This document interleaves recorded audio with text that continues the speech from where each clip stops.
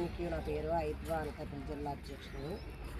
అయితే ఈ పంచదారులలో ఇప్పుడు దళితులు భూములు 40 ఎకరాల భూమిని ఈరోజు కూటమి ప్రభుత్వం దోచుకోవాలని చూస్తూ ఉంది. వాళ్ళ భూముల్లో వాళ్ళు సాగులు చేసుకున్నప్పటికీ కూడా మీకు ఎటువంటి హక్కు లేదు అని ఈ కూటమి ప్రభుత్వం మాట్లాడడం జరుగుతుంది.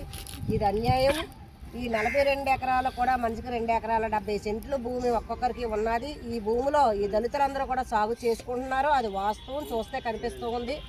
ఆ సందర్భాల్లో ఈరోజు ఎమ్మెల్యేలు, ప్రభుత్వ అధికారులు, కూటమి ప్రభుత్వం కుమ్మక్కయ్యి ఈ దళితుల భూమిని లాక్కోవాలని చూడడం పచ్చి దుర్మార్గం అని మేము మహిళా సంఘంగా డిమాండ్ చేస్తూ ఉన్నాం. దీన్ని ఖండిస్తూ ఉన్నాం.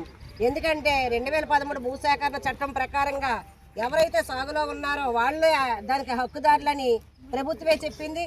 మరి ఆ సందర్భంలో వీళ్ళు సాగులో ఉన్నారు, వీళ్ళ సొంత భూమి, వీళ్ళకి వచ్చిన భూమి, వీళ్ళు సాగు చేసుకున్న భూమిని ఈరోజు ప్రభుత్వం లాక్కోవడం, మరొక పక్క దిల్బాబు అదిరించి బెదిరించి మీకు సంబంధం లేదని మాట్లాడడం చాలా అన్యాయం.